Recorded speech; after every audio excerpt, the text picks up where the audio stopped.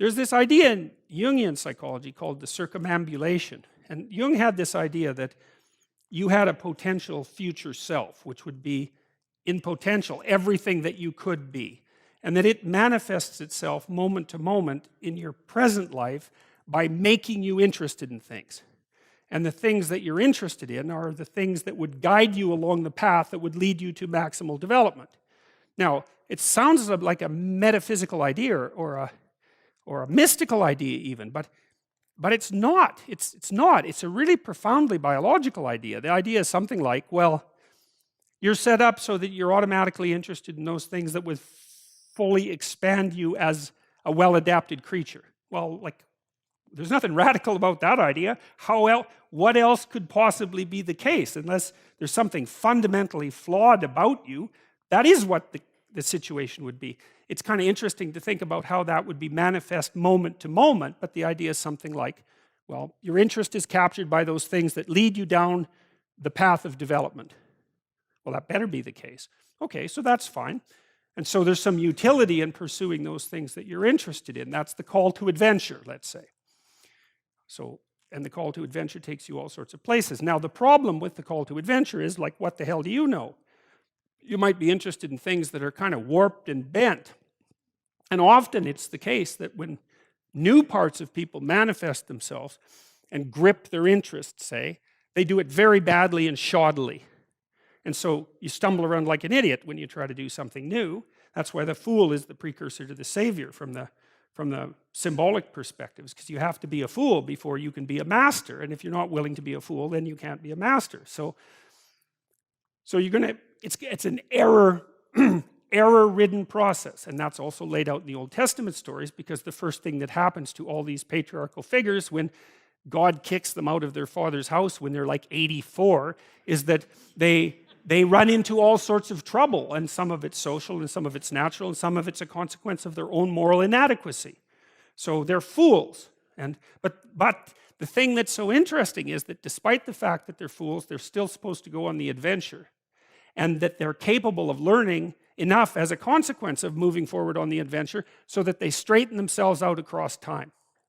And so it's something like this. So this circumambulation that Jung talked about was this continual, we'll return to this continual circling in some sense of who you could be. You might notice, for example, that there are themes in your life. You know, when you go back across your experiences, you see you kind of have your typical experience that sort of repeats itself.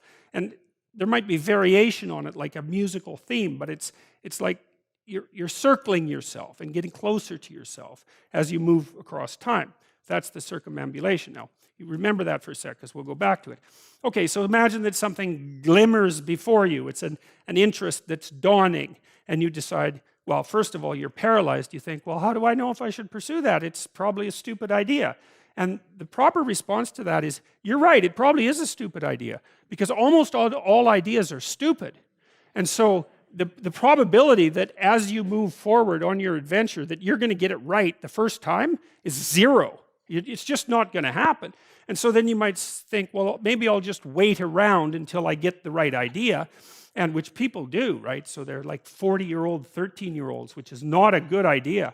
And so they wait around until it's waiting for Godot, until they finally got it right. But the problem is you're too stupid to know when you've got it right. So waiting around isn't going to help. Because even if the perfect opportunity manifested itself to you in your incomplete form, the probability that you would recognize it as the perfect opportunity is zero. You might even think it's the worst possible idea that you've ever heard of anywhere. Highly likely. Highly likely. So you have, Nietzsche called that a will to stupidity, which I really liked. So, because he thought of stupidity as being you have to take it into account fundamentally and work with it. And so you can take these tentative steps on your pathway to destiny, and you can assume that you're going to do it badly. And that's really useful, because you don't have to beat yourself up. It's pretty easy to do it badly. But the thing is, it's way better to do it badly than not to do it at all. And that's the continual message that echoes through these historical stories in Genesis. It's like, these are flawed people. They should have got the hell out of their house way before they did. And they go out and they stumble around in tyranny and famine and self-betrayal, and and violence, but it's a hell of a lot better than just rotting away at home. And that's great, so that's good. And so why is that? Well, okay, so you start your path and you think that you're heading, towards your star. And so you go in that direction. And then, because you're here, the world looks a particular way, but then when you move here, the world looks different, and you're different as a consequence of having made that voyage. And so what that means is that now that thing that glimmers in front of you is going to have shifted its location, because you weren't very good at specifying it to begin with, and now that you're a little sharper and more focused than you were, it's going to reveal itself with more accuracy to you. And so then you have to take it's almost like a 180-degree reversal. But it isn't, because, you've gone this far, and that's a long ways to get that far. But that's a lot farther than you would be if you just stayed where you were, waiting. And so it doesn't matter that you overshoot continually, because as you overshoot, even if you don't learn what you should have done, you're going to continually learn what you shouldn't keep doing. And if you learn enough about what you shouldn't keep doing, then that's tantamount at some point to learning at the same time what you should be doing. So it's okay. So it's like this. Now, what's cool about it, though, I think, is that as you progress, the degree of overshooting starts to decline, right? And that we know that there's nothing hypothetical about that. As you learn a new skill, like even to play a song on the piano, for example, you overshoot madly. You're making all sorts of mistakes to begin with, and then the mistakes, they disappear. There's a great TED talk, I think it was, about this guy set up a really advanced computational recording system in his home and recorded every single utterance his young child made while learning to speak. And then he put together the child's attempts to say certain phonemes and put them in a list, and you can hear the child deviating madly to begin with, and then after hundreds and hundreds of repetitions just zeroing right in on the exact phoneme. So, you might not know this, but when kids babble, because they start babbling when they're quite young, they babble every human phoneme, including all sorts of phonemes that adults can't say. And then they die into their language, so that after they learn, say, English, then there's all sorts of phonemes they can no longer hear or pronounce. But to begin with, it's all there, which is really quite interesting. But so as they learn a particular language, they zero in on the proper way to pronounce that, and their errors minimize. And every time you learn something, that's how it is. And that's really useful to know, too, because it means that it's okay to wander around stupidly before you fix your destination. Now, you see that echoed in Exodus, right? Because what happens is that the Egyptians, or the Hebrews, escape a tyranny, which is kind of whatever you do personally and psychologically when you escape from your previous set of stupidly held and ignorant and stubborn axioms. It's like, away from that tyranny. It's like, great, I freed myself from that. Well, then what?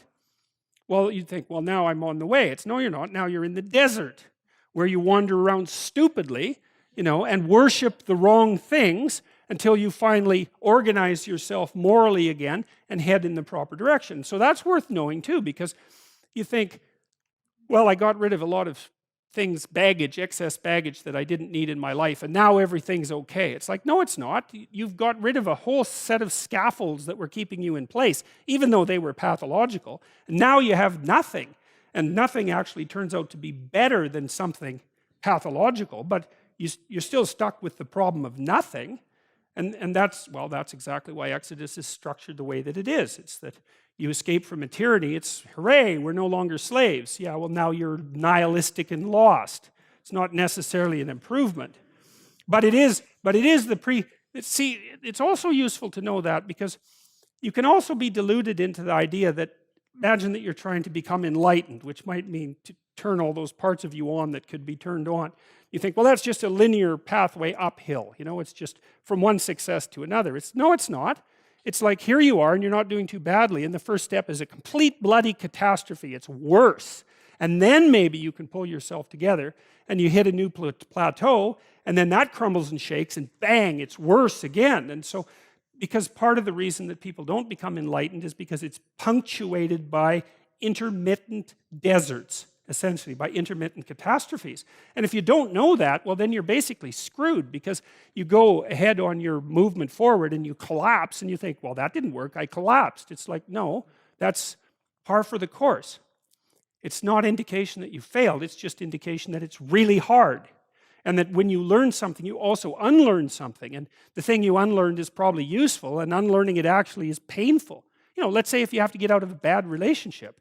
It's like there isn't any relationship that's 100% bad. And so when you jump out of it, well, maybe you're in better shape, but you're still lonesome and disoriented, and you don't know what your past was, and you don't know what your present is, and you don't know what your future is.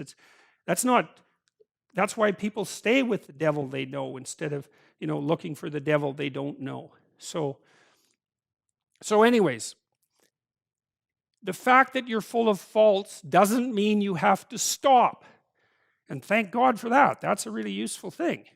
And the fact that you're full of faults doesn't mean that you can't learn. And so you can posit an ideal, and you're going to be wrong about it, but it doesn't matter, because what you're right about is positing the ideal and moving towards it. If the actual ideal isn't conceptualized perfectly, well, first, surprise, surprise, because like, what are you going to do that's perfect? So it doesn't matter that it's imperfect. It just matters that you do it and that you move forward. So that's really positive news as far as I'm concerned, because you can actually do that, right? You can do it badly. Anyone can do that. So that's useful. Okay, so like if you were an efficient person, you would have just done that. But you're not. But who cares? You still end up in the same place. And maybe the trip is even more interesting. Who knows? Probably too interesting. Jung. I began to understand that the goal of psychic development, by which he means psychological development or spiritual development, is the self. There's no linear evolution. There's only a circumambulation of the self, a getting closer. It's like you're spiraling into something.